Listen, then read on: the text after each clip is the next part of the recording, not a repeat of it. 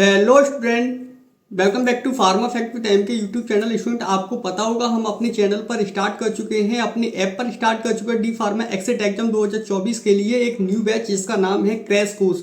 Admission start है student, जाइए अपने एडमिशन ले लीजिए मात्र 699 में। बैच जो स्टार्ट होने वाला है वो 10 जुलाई से स्टार्ट होने वाला है, मतलब कल से ही स्टार्ट होने वाला है। क्या क्या मिलेगा इसमें स्टूडेंट? इसमें आपको हिंदी और इंग्लिश में ई PDF नोट्स मिलेंगे, साथ ही साथ आपको समझाया जाएगा अच्छी तरीके से। लाइव क्लासेस होंगी, अगर जो बच्चे क्लासेस नहीं ले पाते उनके लिए रिकॉर्डेड क्लासेस रखी गई हैं। रिकॉर्डेड क्लासेस आप कभी भी देख सकते हो फुल HD में। जितने भी डाउट हैं आपके सारे के सारे डाउट क्लियर किए जाएंगे, ई PDF में नोट्स दिए जाएंगे।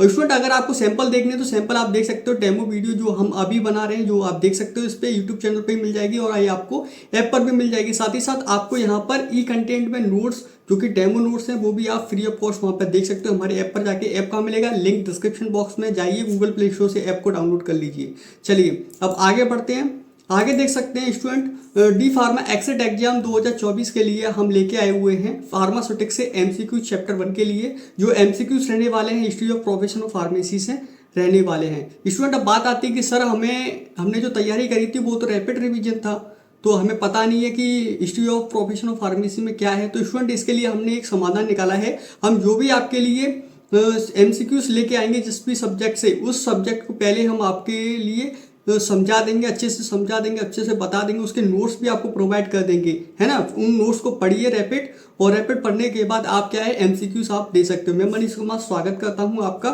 चलिए पहले देख लेते हैं क्वेश्चन नंबर 1। फार्मास्यूटिक्स का MCQ स्टार्ट कर रहे हैं तो क्वेश्चन नंबर 1 देख लेते हैं। क्वेश्चन नंबर 1 क्या है? The word pharmacy is direct from the Greek word. इसका मतलब यह फार्मेसी शब्द ग्रीक शब्द के लिए लिया गया है। बताइए फार्मेसी शब्द कौन से ग्रीक शब्द से लिया गया है? आपके सामने 4 ऑप्शन है। ऑप्शन 1 फार्मेसिस, ऑप्शन 2 फार्मा, ऑप्शन 3 फार्माकोसिस्टो और ऑप्शन डी क्या है? फार्माकोन। तो स्टूडेंट इसका राइट आंसर अगर आपको पता है तो कमेंट कर दीजिए।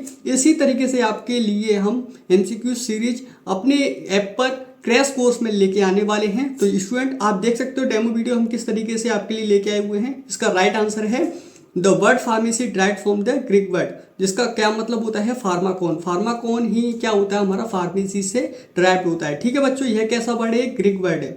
तो स्टूडेंट आपको समझ में आ गया होगा। तो MCQs इसी तरीके से MCQs आपके एग्जाम में देखने को मिलेंगे। जो यूट्यूब पर फ्री वीडियोस चल रही हैं वह स्टूडेंट क्या चल रही हैं? कंजप्शन चल रहा है। कंजप्शन मतलब क्या होता है कि सारे सब्जेक्ट का मिक्सचर है ना। तो वहां पर आपको कुछ सब्जेक्ट कुछ क्वेश्चंस अच्छे लगेंगे, कुछ क्वेश्चन तो आपको बिल्कुल ही नहीं आने वाले। तो मतलब एक पैटर्न से आप अच्छे से पढ़ते रहोगे तो आपको समझ में आता रहेगा, अच्छे से आप एक्सेट एग्जाम क्वालिफाई कर लोगे। हमारे साथ जुड़िए, हम आपकी मदद करने वाले हैं इसमें।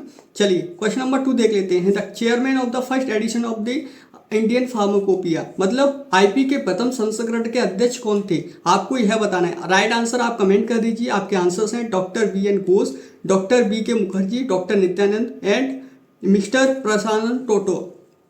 तो स्टूडेंट इसका राइट आंसर आप कमेंट कर दीजिए। बताइए राइट आंसर क्या है।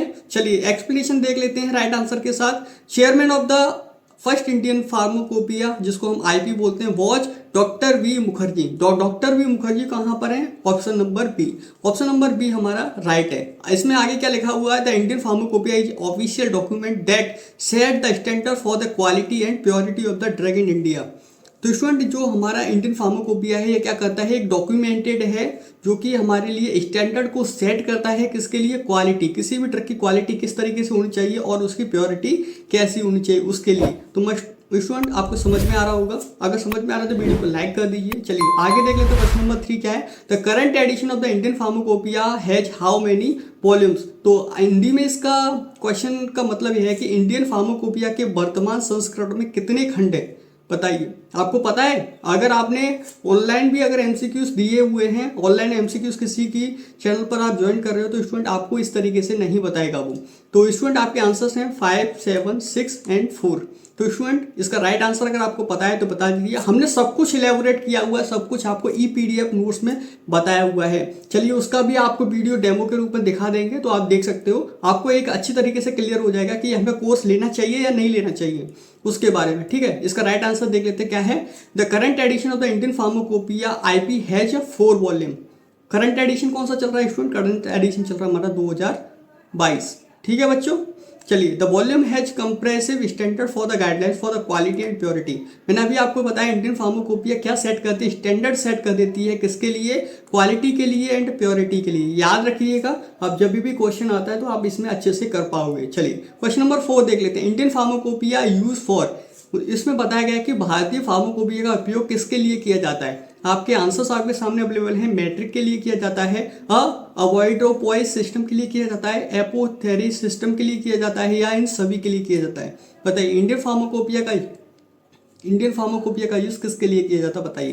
चलिए, अगर राइट आंसर पता है तो कमेंट कर दीजिए, अगर नहीं पता है तो इसका एक्सप्लेनेशन और आंसर देख लीजिए। चलिए देख लेते हैं क्या Indian pharmacopoeia use for the metric system, avoirdupois system and apothecary system for the various measurement and standard, इन सभी के लिए किया जाता है। तो इसका राइट आंसर क्या है हमारा, डी, ऑल ऑफ दीज इसका राइट आंसर है। चलिए समझ में आ गया, जो कि क्या इंश्योर करता है, this ensure the accuracy and consistency in preparation and dispensing and usage of the pharmaceutical substance, जो कि हमारा इंश्योर करता है कि पर्टिकुलर ड्रग हमारा वो बिल्कुल एक्यूरेट है या नहीं है, कंसिस्टेंस मतलब प्रॉपर चल रही है या नहीं है, और इसके जो प्रिपरेशन हुई है, डिस्पेंसिंग हुई है दवाई की जो हम यूज़ कर रहे हैं, वो सभी सब्सटेंस ठीक है या नहीं है, एक्यूरेट है या नहीं है, इसका मतलब ये है। चलिए क्वेश्चन नंबर 5 देख लेते हैं। क्वेश्चन नंबर 5 क्या है, who wrote the de materia medica, one of the most influentive work on the herbal medicine. तो स्टूडेंट आपको पता होगा कि हमारा यूट्यूब चैनल जिस पे आप वीडियो देख रहे हैं इसको सब्सक्राइब कर लीजिए फार्मेसी कंटेंट के लिए। अगर आपको हमारा ऐप डाउनलोड करना है तो इसका लिंक डिस्क्रिप्शन बॉक्स में दिया गया है, तो जाइए